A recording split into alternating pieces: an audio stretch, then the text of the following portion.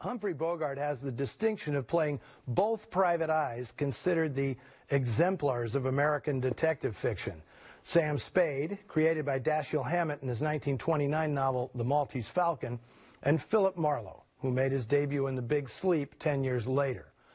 Although Chandler was considered Hammett's successor as the leading practitioner of hard-boiled crime, Marlowe was not a carbon copy of Spade. Both characters were cynical and jaundiced, operating in a world where, as Chandler put it perfectly, the law is where you buy it. But where Marlowe was morally upright and utterly incorruptible, Spade dwelled in the gray area. He was not above sleeping with his partner's wife or with the prime suspect in his partner's murder, behavior that would have made Marlowe explode with self-loathing. You may have noticed in The Big Sleep, Bogart plays it much more like Sam Spade than the Dick and Chandler's fiction. On screen, Bogart created and perfected this new American archetype. Nobody has come close to equaling it in the intervening 70-some years. And who did Raymond Chandler envision as Philip Marlowe? Well, for a character who supposedly was born in Santa Rosa, California, you may be surprised that the actor Chandler wanted to play as Private Eye was Cary Grant. I sense a little wish fulfillment. Maybe it's because Chandler, who was born in the Midwest, was brought up and educated in England, and he never lost the sense of superiority it ingrained in him. He admitted to having a condescending attitude about America, and especially his adopted home, Los Angeles. Maybe that's why he saw British-born Archibald Leach as the embodiment of Marlowe. For me, the perfect guy to portray Chandler's pipe-smoking, chess-playing wiseacre would have been William Holden. If only Paramount had bought The Long Goodbye in 1953, the year Chandler's masterpiece was published, Holden would have been the perfect Marlowe. One memorable scene in The Big Sleep is just a throwaway in the book, and a complete departure from it. That rainy afternoon liaison with a dishy bookseller played by Dorothy Malone, that was concocted for the film. Malone has only a couple of minutes screen time, but she makes the most of them.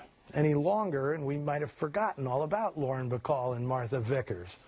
Malone outvamps them both while doing very little. She embodies a bookish allure I call librarianism. You begin to interest me, vaguely. Yeah, I'm a private dick on a case. Given the impact Malone made here, it's surprising Warner Brothers didn't see her as particularly sexy. In film noir, she played mostly straight-laced good girls in films like Flaxie Martin, Loophole, Private Hell 36, and Pushover.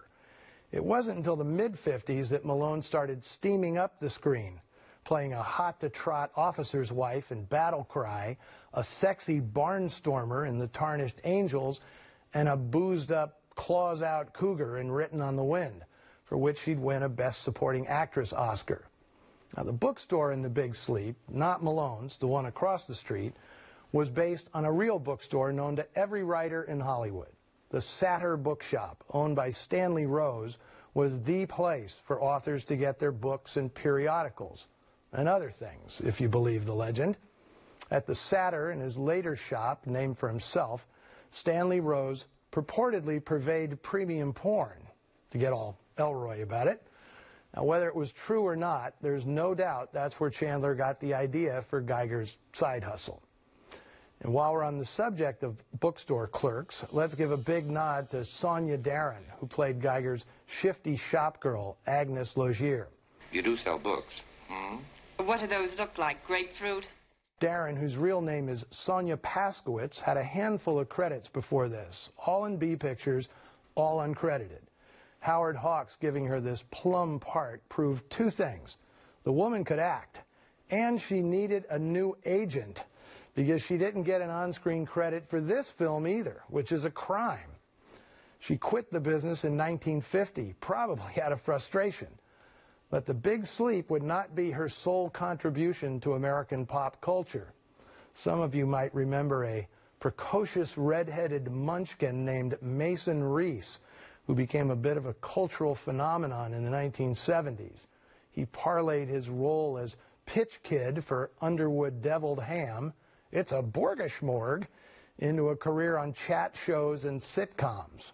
Well, we have Sonia Darren to thank for that, since she is Mason Reese's mother. Lastly, we have Raymond Chandler to thank for everything big in crime fiction and film noir. In the wake of his first novel and the hit film it inspired, big became ubiquitous in titles. Should I even start? The Big Clock, The Big Heat, The Big Bluff, The Big Tip-Off, The Big Knife, The Big Combo, not to mention later homages like The Big Easy and The Big Lebowski. And that's just a sampling. It is a big list. Well, now's your chance to get big on the Noir Alley Facebook page and Twitter feed. Then join us back here next week when, you guessed it, we go big again.